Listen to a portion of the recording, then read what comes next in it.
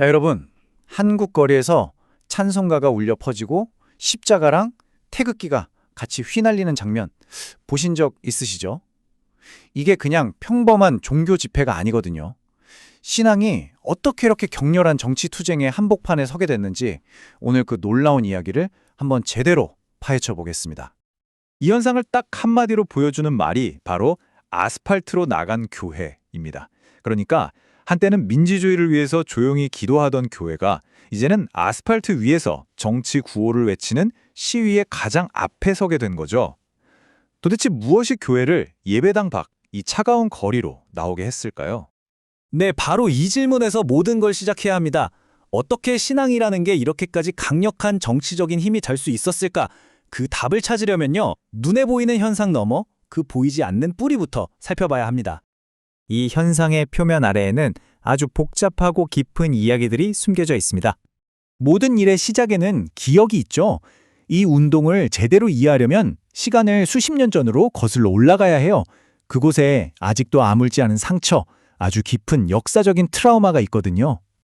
이 타임라인은 그냥 역사의 나열이 아닙니다. 이건 하나의 거대한 상처에 대한 기록이에요. 해방 직후에 또 한국전쟁을 거치면서 공산 정권의 박해를 피하려고 정말 목숨 걸고 남쪽으로 내려온 기독교인들, 이분들의 이 끔찍한 피난 경험이 오늘날 한국 보수교회의 DNA 그 자체가 된 겁니다. 그래서 이분들에게 반공이라는 건 그냥 정치 이념이 아니었어요. 그건 신앙 그 자체였던 거죠. 지금 보시는 이 문구처럼 공산주의는 곧 사탄이다. 이건 타협할 수 없는 절대적인 선과 악의 대결 구도. 이게 그냥 머릿속에 완전히 각인된 겁니다. 그리고 이 트라우마는 세상을 보는 아주 특별한 안경을 만들어냈습니다. 그 안경을 쓰고 보면요, 미국은 신이 우리를 지키기 위해 보낸 보호자고, 북한이랑 대화하려는 시도는 나라를 사탄의 손에 넘기려는 공산화 위기로 보이는 거죠. 그러니 여기에 맞서 싸우는 건 그냥 정치활동이 아니라 신의 뜻을 따르는 거룩한 사명이 되는 겁니다. 자, 과거의 적이 공산주의였다면 그럼 지금의 적은 뭘까요? 이분들은요, 바로 우리 사회의 법과 제도 속에서 새로운 위협을 찾아냅니다. 자신들이 믿는 신앙적인 가치가 지금 뿌리째 흔들리고 있다는 그런 위기감이죠. 이 화면을 보시면 그 충돌이 아주 명확하게 보입니다. 자, 왼쪽을 한번 보세요. 교회 입장에서는 차별금지법이 설교의 자유를 막는 교회 탄압으로 보입니다. 근데 오른쪽을 보면 법을 만들려는 쪽에서는 이걸 소수자를 지키기 위한 인권 보호라고 말하죠. 똑같은 법을 두고 한쪽은 탄압이다, 다른 한쪽은 보호다. 이 극명한 대립, 바로 이게 갈등의 핵심인 겁니다. 이런 가치 충돌이 심해지면요, 타협이라는 게 아예 사라져버립니다. 상대방은 더 이상 의견이 다른 사람이 아니라 없애버려야 할 악이 되는 거죠. 대화의 장이어야 할 정치가 이제는 거리에서 힘으로 맞붙는 전쟁터가 되어버린 바로 그 순간입니다. 그런데 참 역설적인 건요, 이 모든 분노의 저편에는 외부가 아니라 오히려 내부를 향한 불안감이 숨어 있다는 겁니다. 교회가 점점 약해지고 있다는 바로 그 위기감이 오히려 이들을 더 단단하게 뭉치게 만드는 접착제 역할을 했다는 거죠. 이 그래프 한번 보시죠. 90년대까지만 해도 정말 하늘 높은 줄 모르고 치솟던 성장세가 2000년대 들어서면서 꺾이는 게 보이시죠? 신자 수는 줄고 특히 젊은이들이 교회를 점점 떠나고 있습니다. 바로 이 쇠퇴에 대한 불안감, 이게 또 다른 모든 것의 시작점이 되는 겁니다. 교회가 점점 비어간다는 불안감 속에서 거리 집회는 정말 놀라운 해결책이 되어줍니다. 바깥에 공동의 적을 딱 만드니까 안에서는 흩어지려던 신자들이 하나로 똘똘 뭉치는 거예요. 특히 평생 신앙을 지켜온 고령의 신자들에게 이 광장은요, 신앙심과 애국심을 동시에 불태울 수 있는 삶의 새로운 해방구가 되어준 겁니다. 자, 이렇게 수십 년 동안 차곡차곡 쌓여온 불안과 분노라는 화약고에 과연 누가 불을 붙였을까요? 그건 바로 문재인 정부 시절 우리 모두가 기억하는 팬데믹 상황이었습니다. 그게 바로 기폭제가 된 거죠.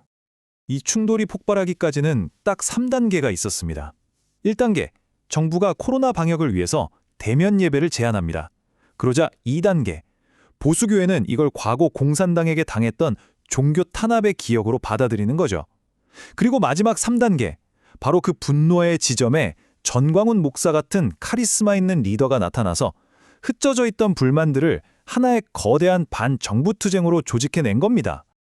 자, 이제 모든 조각들이 거의 다 맞춰졌습니다. 역사적인 트라우마, 가치관의 충돌, 내부의 위기감, 그리고 팬데믹이라는 기폭제까지. 그렇다면 이 모든 것들이 뒤섞여서 만들어낸 최종 결과는 뭘까요? 그리고 이 모든 것을 움직인 단 하나의 근원적인 감정은 과연 무엇이었을까요? 전문가들은 이 복잡한 요인들이 결국 딱 하나의 감정으로 모인다고 분석합니다. 그건 바로 아주 깊고 절박한 공포입니다. 이 공포는 사실 쌍둥이 같아요. 한쪽에는 나라가 곧 공산화될 거라는 국가적인 공포가 있고 다른 한쪽에는 동성애 같은 문제들로 성경적인 가치가 무너질 거라는 신앙적인 공포가 있는 거죠. 나라와 신앙 이 두 가지를 모두 이룰 수 있다는 이 절박함. 이게 바로 그 어떤 극단적인 행동도 정당화할 수 있는 강력한 명분이 되는 겁니다.